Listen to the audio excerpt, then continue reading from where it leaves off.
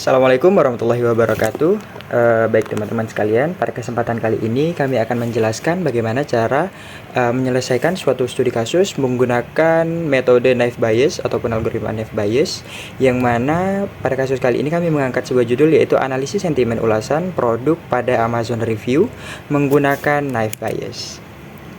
Kami dari kelompok 1 yang beranggotakan 16 orang, dan penjelasan kali ini akan melalui banyak tahapan. Tentunya yang pertama ada latar belakang, dan dilanjutkan dengan rumusan masalah, tujuan dari penelitian, terus kemudian penjelasan dari algoritma naive Bayes serta rumus intinya, rumus probabilitas prior, rumus probabilitas likelihood, kemudian alur dari penelitian, dan langkah-langkah penyelesaiannya, kelebihan kekurangan penjelasan secara Excel dan juga sistemnya tentunya teman-teman. Baru kemudian yang terakhir akan ditutup oleh kesimpulan. Untuk itu mungkin langsung saja kita masuk ke tahapan-tahapan tersebut untuk mempersingkat waktu. Di sini saya akan menjelaskan tentang bagian latar belakang. Seiring dengan perkembangannya pesat teknologi digital, platform e-commerce seperti Amazon mengalami pertumbuhan yang sangat signifikan. Salah satu ciri utama dari platform ini adalah banyaknya ulasan atau review yang diberikan oleh pengguna setelah melakukan pembelian. Ulasan ini kini menjadi komponen yang penting dalam memengaruhi keputusan konsumen serta strategi pemasaran perusahaan. Namun, jumlah ulasan yang sangat besar menyebabkan munculnya masalah baru, yaitu kelebihan informasi atau information overload. Hal ini menyulitkan konsumen maupun pelaku bisnis dalam mengambil keputusan secara cepat, karena sulit untuk menyaring opini yang benar dan relevan dari ribuan komentar. Oleh karena itu, dibutuhkan solusi yang mampu menganalisis ulasan-ulasan tersebut secara otomatis. Salah satu pendekatan yang bisa digunakan adalah analisis sentimen, yaitu teknik untuk mengklasifikasikan apakah sebuah ulasan bersifat positif atau negatif. Dalam penelitian ini, kami mengusulkan penggunaan algoritma naive Bayes classifier, karena algoritma ini terkenal efisien, cepat dalam prosesnya, dan cukup andal dalam menangani teks seperti ulasan produk. Baik, sekarang saya lanjutkan tentang rumusan masalah dan tujuan. Adapun rumusan masalah yang pertama yaitu bagaimana caranya kita dapat merancang sebuah sistem untuk mengklasifikasikan sentimen ulasan secara otomatis dan akurat. Yang kedua, seberapa efektif algoritma naive Bayes ini untuk membedakan negatif dan positif berdasarkan data teks. Untuk tujuannya, penelitian ini bertujuan untuk membangun model klasifikasi sentimen. Secara spesifik, kami akan menerapkan tahapan pre-processing secara sistematis dan mengukur kinerja algoritma naive Bayes dengan menggunakan data ulasan produk yang nyata. Inti teorema Bayes. Probabilitas posterior peluang kelas C benar. Setelah melihat data X, inilah yang ingin kita cari. Probabilitas likelihood peluang data X muncul jika kita asumsikan kelasnya adalah C. Probabilitas prior peluang dasar dari kelas C sebelum kita melihat data apapun. Probabilitas prediktor peluang kemunculan data X secara umum. Rumus probabilitas prior. P positif per negatif sama dengan X positif per negatif diper dengan C. Untuk keterangannya itu, X positif per negatif adalah jumlah dokumen dalam kategori positif atau negatif, dan C adalah total seluruh jumlah dokumen dalam dataset. Oke, terima kasih. Kita lanjut ke bagian rumus probabilitas likelihood, yang dimana pada rumusnya probabilitas kata W diberikan kelas positif atau negatif adalah rasio dari dalam kurung frekuensi kata W di kelas tersebut ditambah 1 tutup kurung terhadap buka kurung total kata di kelas tersebut ditambah ukuran vocabulary. Untuk keterangannya, pertama untuk kelas positif NK positif, jumlah kemunculan kata W di kelas positif. NK positif, N positif, total seluruh kata di kelas positif. Kedua, untuk kelas negatif, NK negatif, jumlah kemunculan kata W di kelas negatif. N negatif, total seluruh kata di kelas negatif. Variabel lainnya, V adalah jumlah kata unik di seluruh data. Plus 1 adalah less smoothing untuk menghindari probabilitas 0. Oke, selanjutnya akan dijelaskan oleh teman saya. Selanjutnya saya akan menjelaskan alur penelitian atau langkah apa saja yang ada dalam algoritma naive Bayes. Pada algoritma naive Bayes, ada beberapa langkah yang harus dilakukan. Pertama, kita mulai dengan data latih. Di sini kita harus mencari data latih yang akan kita gunakan untuk penelitian. Data yang kita ambil sebelumnya kita bagi menjadi data latih dan data uji. Kemudian kita tentukan banyak data latih yang ingin digunakan. Setelah kita tentukan data latihnya, selanjutnya langkah kedua yaitu processing data atau text processing. Ini adalah langkah untuk membersihkan data agar bisa digunakan dalam model. Ketiga, kita hitung probabilitas prior dengan rumus yang sudah dijelaskan sebelumnya. Keempat, kita hitung probabilitas likelihood. Nah, pada tahap ini model sudah siap untuk digunakan. Kemudian selanjutnya kita lakukan pengujian model, yaitu kita lanjutkan dengan langkah kelima, yaitu ambil data baru sebagai data uji untuk menguji model yang kita buat. Nah, keenam, data baru atau data uji sebelumnya kita lakukan tahap text processing. Setelah itu langkah ketujuh, hitung skor posterior. Nah, dan langkah 8 yang terakhir lakukan evaluasi dengan membandingkan skor dan pilih hasil. Baik, selanjutnya langkah-langkah naive Bayes. Di tahap pertama yaitu data awal. Ini adalah fondasi dari keseluruhan proses. Data ini berisi sekumpulan contoh ulasan yang sudah diberi label positif atau negatif yang akan digunakan oleh sistem untuk belajar. Selanjutnya tahap 2, pre-processing atau pembersihan teks.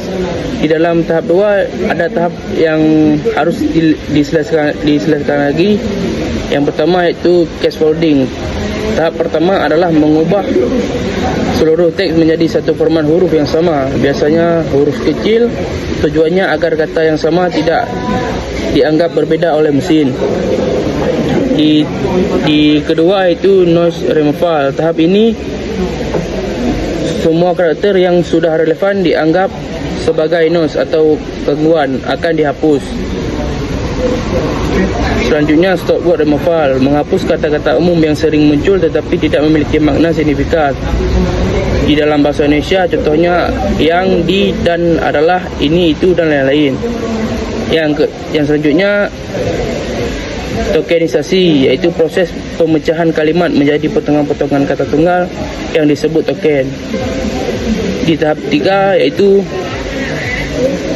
pembuatan tiap kata. Pembuatan tiap kata adalah proses memberi skor nilai numerik pada setiap kata dalam sebuah dokumen. Tujuannya adalah untuk mengukur seberapa penting sebuah kata dalam dokumen tersebut. Metode yang paling umum digunakan adalah TF-IDF atau Term Frequency Inverse Document Frequency. Baik, pada langkah-langkah naive Bayes selanjutnya di tahap 4 yaitu menghitung probabilitas prior kelas. Di sini kita menghitung peluang dasar atau frekuensi kemunculan untuk setiap kelas. Hasilnya menunjukkan bahwa secara umum peluang sebuah ulasan bersifat positif sedikit lebih besar daripada negatif dalam data. Selanjutnya pada tahap 5 yaitu menghitung probabilitas likelihood kata. Ini adalah tahap model membangun kamus pengetahuannya. Sistem menghitung skor kekuatan atau pengaruh setiap kata sebagai penanda untuk kelas positif dan negatif. Dan pada tahap ke-6 menghitung skor posterior query. Ini adalah tahap pengujian. Sebuah ulasan baru diambil, dibersihkan lalu dihitung skor totalnya untuk setiap kelas.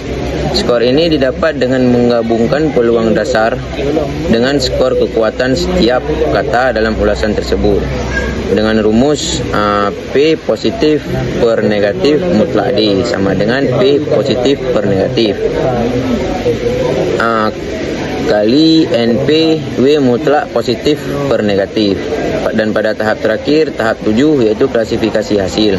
Ini adalah tahap pengambilan keputusan skor akhir untuk kelas positif dan negatif dibandingkan kelas yang memiliki skor tertinggi ditetapkan sebagai hasil prediksi akhir. Kelebihan Naive Bayes. 1. Cepat dan sederhana.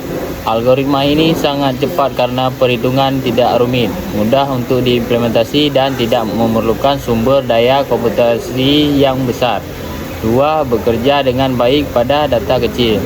Tidak seperti metode yang lebih kompleks, Naive Bayes dapat memberikan hasil yang baik meskipun jumlah data latih terbatas. 3. Sangat efektif untuk klasifikasi teks. Ini adalah keunggulan utamanya. Naive Bayes sangat populer dan bekerja tinggi untuk tugas seperti analisis sentimen, deteksi email spam, dan kategorisasi dokumen. 4.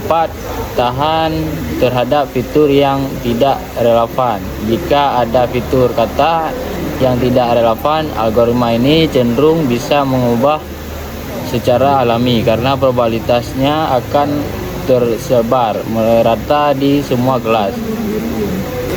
Kekurangan Naive Bayes. 1. Asumsi dependensi yang tidak relatif.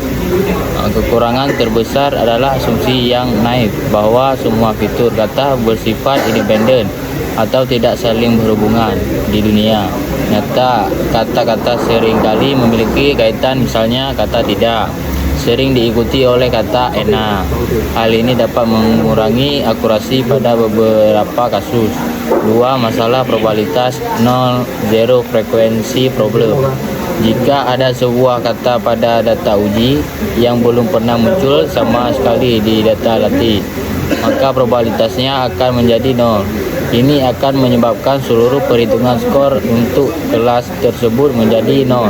Namun masalah ini dapat diatasi dengan teknik lab smoothing. Sensitif terhadap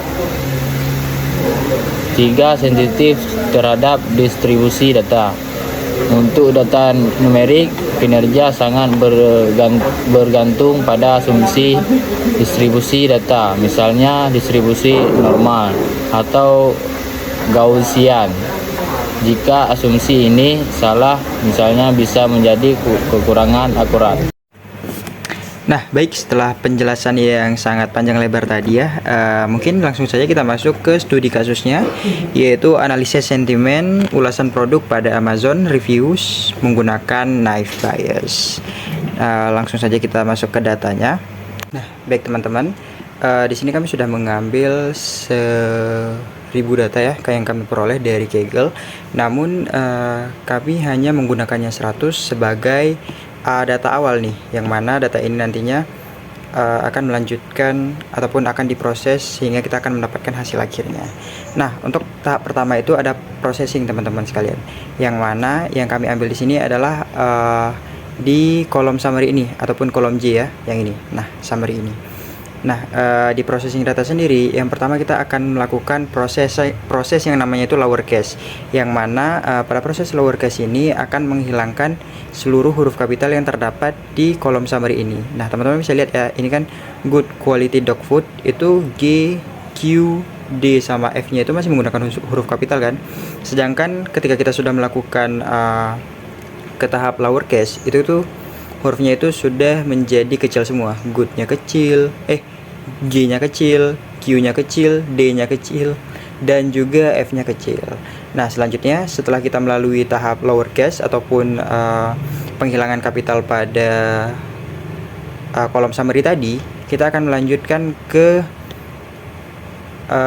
hapus tanda bacanya supaya sistem nanti bisa membaca dengan baik ya teman-teman semua. Nah, ini kita bisa lihat nih di kolom ini bahwa ada delete, itu kan ada tanda kutipnya teman-teman. Nah, ketika kita melewati ataupun ketika kita sudah melakukan penghapusan tanda baca, maka kata delete yang ada kutip duanya tersebut sudah hilang nih. Nah, seperti yang di samping ini. Ini adalah preprocessing tahap awal yang mana kita harus menghapus ini adalah preprocessing tahap awal yang mana kita harus melakukan lowercase dan kemudian menghapus tanda baca pada teks yang terdapat di kolom summary. Nah, jadi di sini saya akan membahas tentang tahap kedua, yaitu pre-processing stopwords. Nah, stopwords itu adalah kata umum yang sering muncul, tapi dia tidak memiliki makna atau arti tertentu untuk sebuah analisis itu.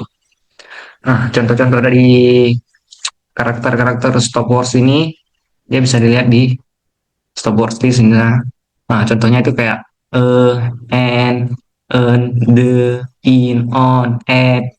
Nah, kata-kata ini tuh kan sering muncul di kalimat-kalimat, tapi dia nggak terlalu penting untuk dianalisis gitu. Nah, jadi kita untuk mempermudah model gitu, kata-kata ini harus dihapus.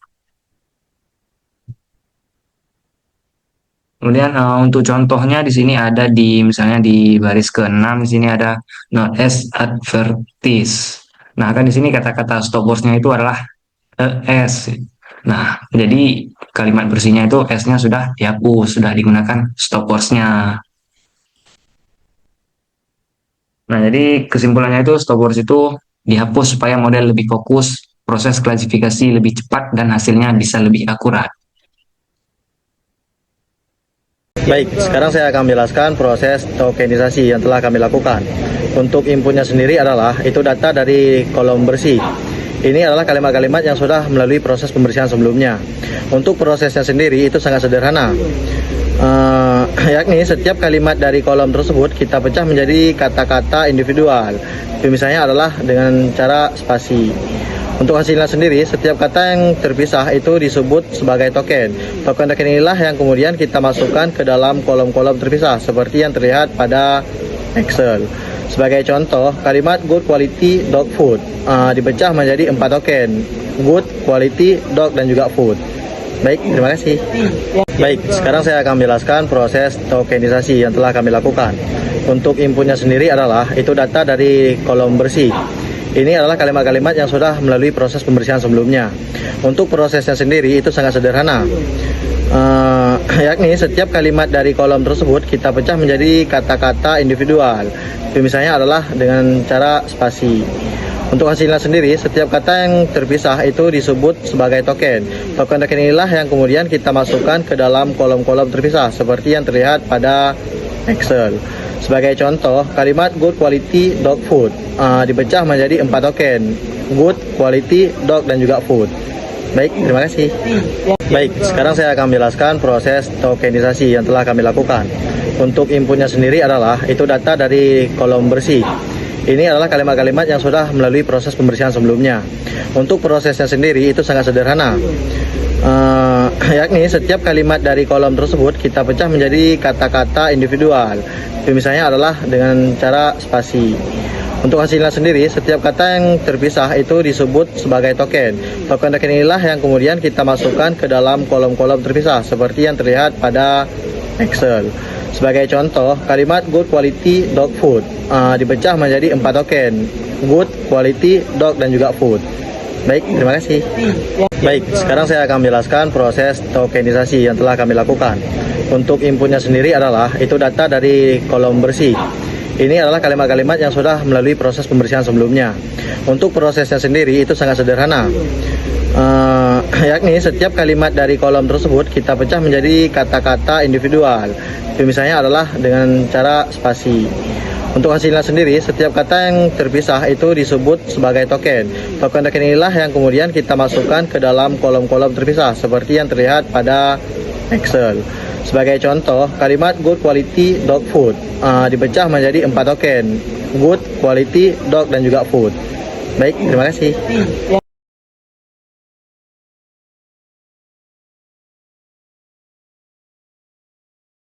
Bersih. Ini adalah kalimat-kalimat yang sudah melalui proses pembersihan sebelumnya. Untuk prosesnya sendiri itu sangat sederhana. Yakni setiap kalimat dari kolom tersebut kita pecah menjadi kata-kata individual. Misalnya adalah dengan cara spasi. Untuk hasilnya sendiri, setiap kata yang terpisah itu disebut sebagai token. Token-token inilah yang kemudian kita masukkan ke dalam kolom-kolom terpisah, seperti yang terlihat pada Excel. Sebagai contoh, kalimat good quality dog food dipecah menjadi 4 token. Good, quality, dog, dan juga food. Baik, terima kasih. Oke, baik. Langkah selanjutnya yaitu menghitung pembobotan. Setelah dilakukannya dekonisasi, yaitu membilah kalimat menjadi perkata, maka kalimat yang positif dan negatif itu dipisahkan. Nah, di sini terdapat kurang lebih 96 kosakata yang sudah dipangkas dan dihilangkan yang duplikat. Di sini kita memberikan nilai untuk pembobotan positif dan negatif, di mana kata good ini termasuk ke kategori kata yang positif. Kenapa 16? Kenapa nilainya 16? Berarti di kata yang tadi yang kurang lebih dari 300 kata, dia terdapat 16 kali perulangan. Begitu juga untuk kualitatif, ada sekali perulangan, dan di like ada 1. Nah, di sini ada yang banyak nih, great, ada 24 kata perulangan. Begitu juga untuk kosakata yang negatif, seperti kata bad. Nah, kata bad dia ada sekali perulangan, ada juga kata think, sekali perulangan, alergi. Nah, dia alergi ini kan bersifat negatif, dia berarti membawa alergi gitu. Jadi dia bersifat negatif. Nah, jadi jumlah keseluruhan kata dijumlahkan menjadi yang kata positif itu menjadi 134 dan kata negatif menjadi 35. Setelah memberikan nilai pembobotan, baik itu nilai positif dan negatif, langkah selanjutnya yaitu menghitung probabilitas prior, di mana tujuannya untuk mengetahui data awal atau asumsi awal terhadap suatu kejadian sebelum kita mengamati suatu data. Nah, di sini ada rumusnya, yaitu peluang positif dibagi dengan peluang negatif. Untuk peluang positif, nah kita lihat jumlah dari keseluruhan data dari positif yaitu ada 134, maka dibagi dengan jumlah datanya yaitu ada 96, berarti 134 dibagi 96 memperoleh hasil 1,395833. Nah, untuk negatif dilakukan juga seperti demikian, yaitu jumlah dari kata negatif itu mendapatkan nilai 35 dibagi dengan 96, yaitu keseluruhan data. 35 dibagi dengan 96 diperoleh hasil 0,345833. Di sini di samping ini terdapat rumusnya, peluang positif dan negatif, dan ini kalau kita menggunakan Excel maka menggunakan sum ya, sum D99 dibagi 96. Baik, setelah kita menghitung nilai probabilitas prior, langkah selanjutnya kita menghitung probabilitas likelihood, di mana rumusnya itu peluang positif atau negatif sama dengan nilai kumulatif positif atau negatif ditambah dengan 1 dibagi dengan nilai positif negatif ditambah dengan V. Untuk kalimat good sendiri kita bisa lihat caranya, yaitu langkah-langkahnya. C3 yaitu 16 ya, 16 ditambah dengan 1. Kenapa 1? 1 itu pembawaan rumusnya, berarti kenapa 16? Karena kita mau menghitung nilai dari kata good. Nah, dari kata good ada 16 ditambah 1 dibagi dengan jumlah keseluruhan kata positif yaitu ada 134 ditambah dengan 96 itu jumlah keseluruhan data ya, jumlah keseluruhan data, maka diperoleh hasil 0,073913043. Begitu juga untuk kata quality, delight. Nah, kita kasih contoh lagi untuk kata delight ya. Berarti kata delight ini ada 1 ditambah 1 dibagi dengan berapa kata positifnya, yaitu ada 134 ditambah dengan 96, berarti 1 ditambah 1 dibagi dengan 134 ditambah dengan 96, dapatlah hasil 0,008695652. Nah, langkah-langkah ini berfungsi untuk sampai 96 data. Begitu juga untuk kata negatif. Kita lihat contohnya. Kalau negatif ada kata bad ya misalnya. Nah, bad ini ada 1. Begitu juga 1 ditambah 1, kemudian nilai positifnya itu ada 35 kalau dari negatif, berarti 35 ditambah dengan 96 yaitu jumlah keseluruhan data, maka dapatlah hasil kata bad itu ada 0,1 1526776. Nah, ini berfungsi untuk kita menghitung positif dan negatif. Awalnya kita menghitung dulu untuk kata good. Nah, awalnya kita hitung dulu untuk kata good itu positif. Untuk kata positif itu ada 16. Kemudian kita hitung juga untuk kata negatifnya, nilai goodnya ada 0, berarti yang tadi ada 16 tambah 1. Kemudian untuk nilainya negatif kita menghitung 0 tambah 1 dibagi dengan 134 dibagi dengan 96. Maka diperoleh hasil sebagai berikut. Nah, kita lihat ya. Oke guys, sekarang kita masuk ke tahap 6 yaitu menghitung skor posterior query dan klasifikasi hasil. Di sini kami akan menguji 10 data, sudah tertampil di layar teman-teman, sudah terlihat nih.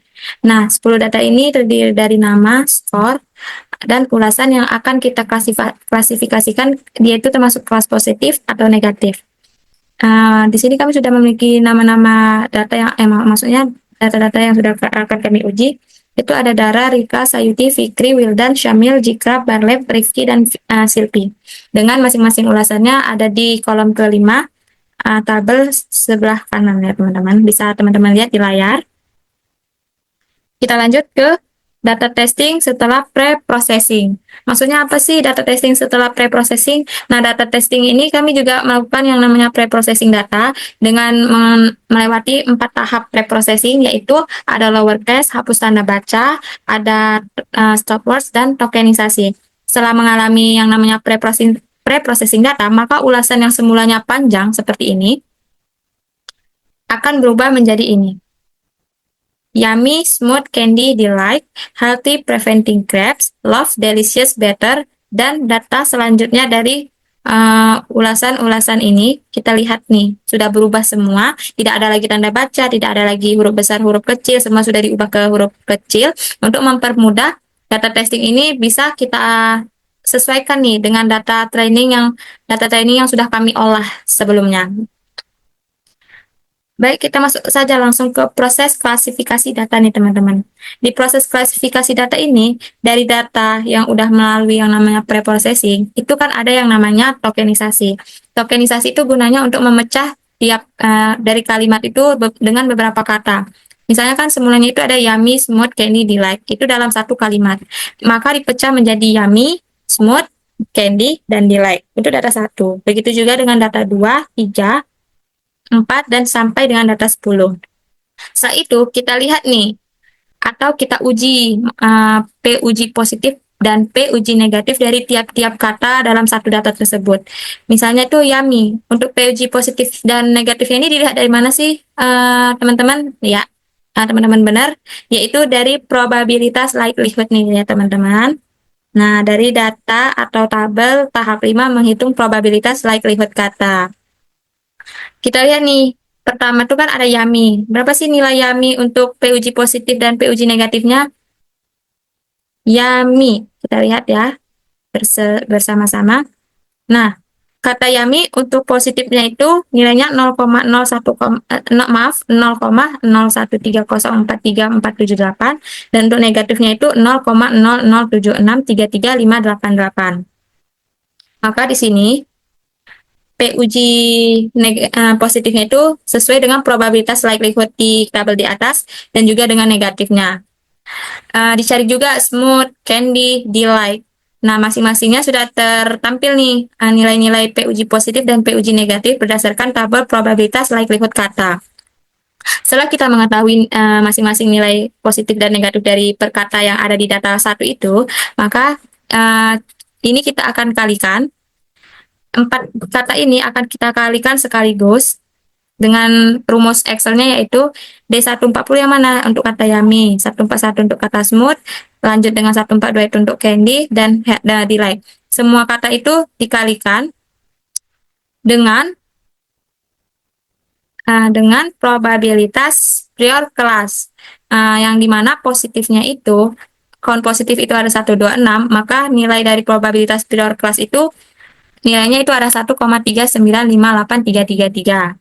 Maka tiap kata ini semua dikali ya dengan nilai uji positif ya, kita kan mau cari yang positifnya dulu. Ya udah, ini dikalikan 0,0,113043478 dikali dengan 0,0086695 lalu dikali dengan 0,008695652, lalu yang terakhir untuk data satu ini ada di delay, yaitu dengan positifnya itu 0,008695652 dikali dengan probabilitas prior untuk positif itu ada 1,3958333. Maka dapatlah hasil P uji positif, yaitu untuk data 1 1,19711 sekian. Oke, kita lanjutkan nih. Untuk data 1 ini belum selesai. Kita cari dulu untuk P uji negatifnya. P uji negatif juga sama ya. Masing-masing kata ini dicari. P uji negatif itu berapa? Berdasarkan probabilitas likelihood kata. Di sini sudah dapat. YAM itu 0,007633588. Smooth itu ada 0,007633588. Lalu ada Candy 0,007633588. Dan yang tadi ada delay itu 0,007633588. Untuk P uji negatif ini, semua kata ini dikalikan, rumusnya sama ya teman-teman. Ini yang dengan rumus E140 dikali E141 kali E142 dikali E143 dikali H6. Ini disesuaikan aja nanti kolom keberapa, maksudnya baris keberapa, kolom apa gitu, disesuaikan. Jadi rumusnya itu, jadi untuk hasil P uji negatif untuk data 1 itu didapatkan 1,23797 sekian. Dari mana? Ya dari yang kita kalikan semua kata ini, untuk data 1 kita kalikan semua kata ini dengan, ini kan tadi negatif, maka untuk probabilitas priornya yang dilihat tuh yang negatif. Nih yang negatif yaitu 0,3645833. Maka didapatlah hasil P uji negatif untuk data 1 yaitu 1,23797 sekian. Kita bandingkan nih dari hasil P uji positif dengan hasil P uji negatifnya. Mana yang lebih besar? Kita lihat bahwasannya hasil P uji positif itu lebih besar ya untuk data 1, maka data 1 ini dimasukkan atau termasuk ke kelas positif. Lakukan nih hal yang sama untuk data 2, 3, 4, 5, 6, 7, sampai 10 seperti cara yang saya jelaskan di data 1 tadi.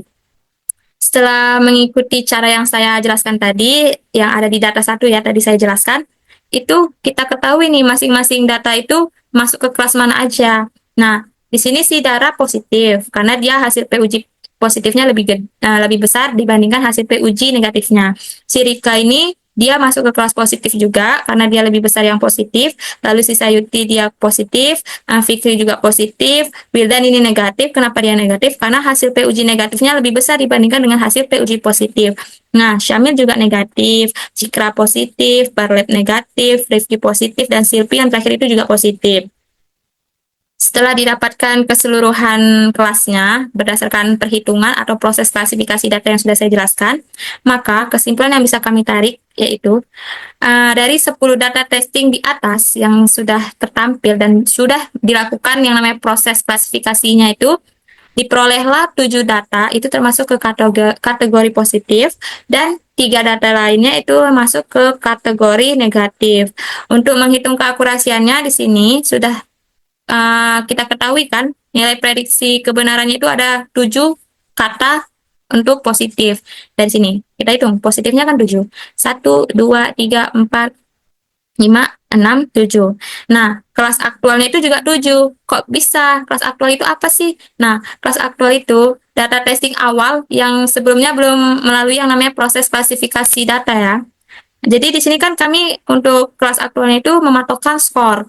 Karena kenapa? Di skor ini untuk nilai 1 sampai 3 kami masukkan ke kelas negatif. 4 dan 5 itu masuk ke kelas positif. Jadi di sini sudah dilihat kan skornya itu 4, 5, 4, 5, 2, 1, 5, 1, 4, 5. Nah, 4 itu kan positif, 5 itu positif, 4 positif, dan seterusnya kita lihat, maka hasil positif di data atau maksudnya itu data aktual ya. Nah, maksudnya kelas aktual. Itu di kelas aktual itu ada 7 juga untuk positifnya. Kalau berdasarkan skor sebelum berdasarkan skor sebelum melakukan yang namanya proses klasifikasi data. Kita hitung nih yang positif ada 1, 2, 3, 4, 5, 6, 7. Juga 7 untuk kelas aktualnya. Maka rumus yang digunakan untuk menghitung akurasi perhitungan manual kami menggunakan Excel itu rumusnya kelas prediksi kebenaran per kelas aktual dikali 100%, yang dimana akurasinya itu 7 dibanding 7, 7 bagi 7 dikali 100% sama dengan 100%, karena kelas prediksi kebenarannya 7 dan kelas aktualnya itu 7 dikali 100%, maka 100%. Maka didapatlah nilai keakurasian dari perhitungan manual Excel yang sudah kami lakukan, yaitu 100%. Jika dilakukan perbandingan dengan sistem kami itu mendapatkan keakurasiannya itu 90%. Kalau dibandingkan dengan perhitungan manual, jadi berapa ya? Nah, jadi caranya itu untuk mengetahui perbandingan dari tingkat keakurasian manual kami dengan sistem itu, kami kan tadi yang manual itu 100%, yang sistem itu 90%, maka 100% dikurang 90% itu kan 10%. Nah, jadi perbandingannya itu 10%, 10% nih teman-teman. Oke, sekian yang bisa saya jelaskan. Sudah diketahui kalau keakurasian untuk perhitungan manual kami 100%, sistem kami itu ada 90%, dan perbandingan antara manual dengan sistem itu 10%. Sekian dari saya. Kita lanjutkan ke materi selanjutnya. Terima kasih. Baik, sekarang saya akan menjelaskan programnya.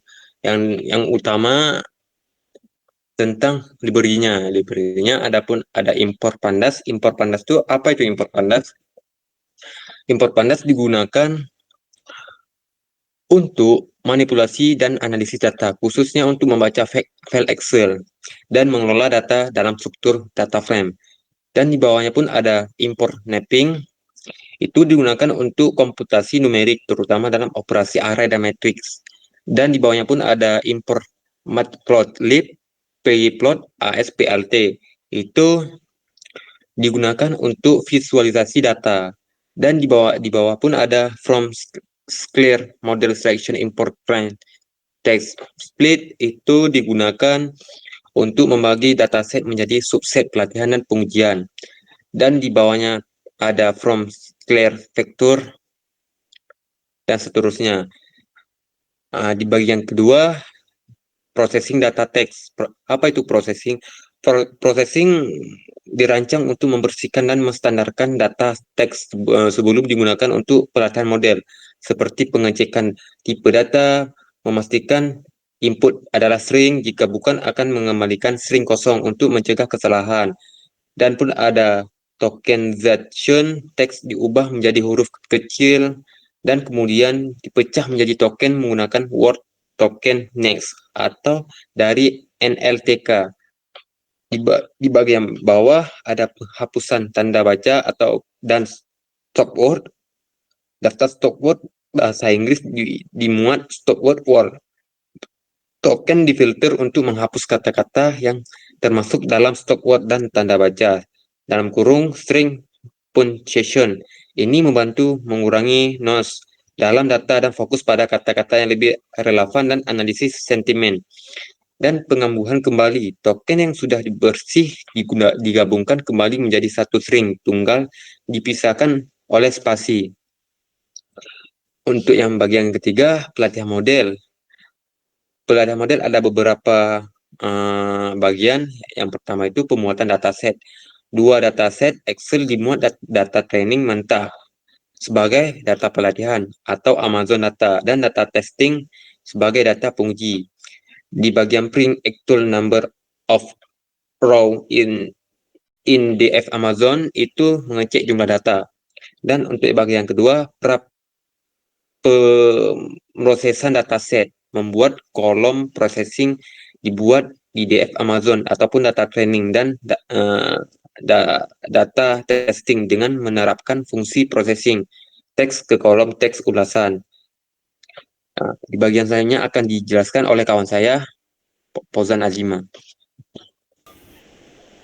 Baik, selanjutnya saya akan menjelaskan mengenai evaluasi performa model.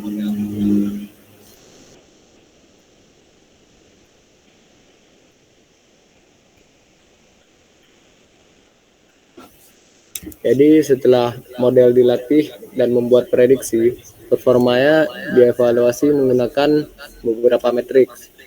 Yang pertama, ada akurasi skor, yaitu mengukur proporsi prediksi yang benar.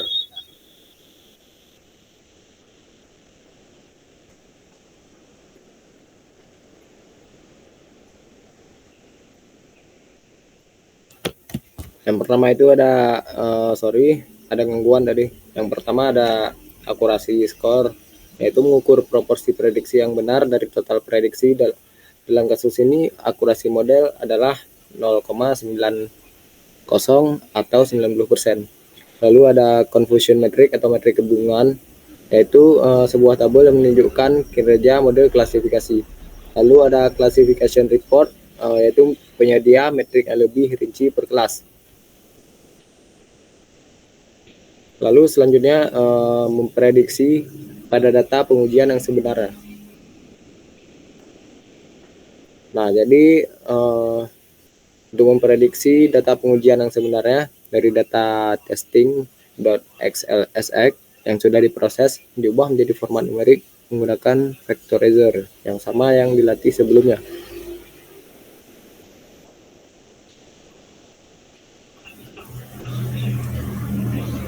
Nah, lalu selanjutnya ada visualisasi tambahan. Di visualisasi tambahan atau di bagian terakhir, kode membuat visualisasi gabungan untuk memberikan gambaran keseluruhan tentang data dan kinerja model. Ini merupakan contoh dari hasil visual confusion matrix.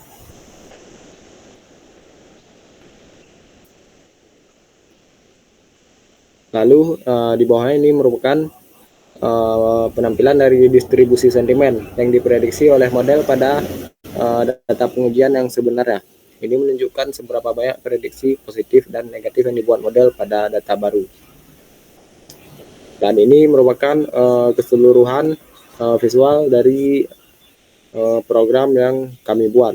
Yang pertama di sini ada data original, ada matrix confusion, dan distribusi prediksi sentimen. Nah, setelah semua penjelasan, sekarang kita akan masuk ke bagian kesimpulan, yang mana kami menarik kesimpulan bahwa berdasarkan hasil analisis dan pengujian tersebut yang sudah kami lakukan, tentunya dapat disimpulkan bahwa metode ini atau metode naive Bayes ya, berhasil diterapkan untuk mengklasifikasikan analisis sentimen ulasan produk pada Amazon Reviews, yang mana model ini dibangun mampu memproses data teks ulasan dan juga secara otomatis mengkoreksikannya ke dalam sentimen positif atau negatif dengan tingkat akurasi yang baik. Melalui perhitungan probabilitas pada setiap kata dalam ulasan, model menunjukkan kemampuannya juga untuk mengenali pola sentimen dari data latih yang sudah diberikan juga, yang mana hasilnya dari penelitian ini membuktikan bahwa teknik data mining dengan algoritma naive Bayes dapat menjadi solusi yang sangat efektif dan juga efisien untuk menganalisis opini publik dalam jumlah yang besar. Nah, baik, itu dia penjelasan dari kelompok kami. Terima kasih sudah menonton. Assalamualaikum warahmatullahi wabarakatuh. Sampai berjumpa di lain waktu.